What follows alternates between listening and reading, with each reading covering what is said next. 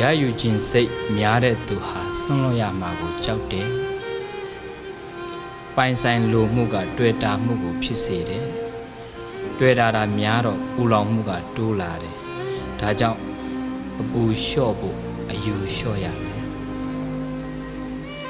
မကျေနပ်မှုအားကြီးရင်ငြိမ်းချမ်းမှုကိုလျော့ပါစေတတ်တယ်စိတ်လိုက်မှန်ပါလွတ်တတ်မှုဟာ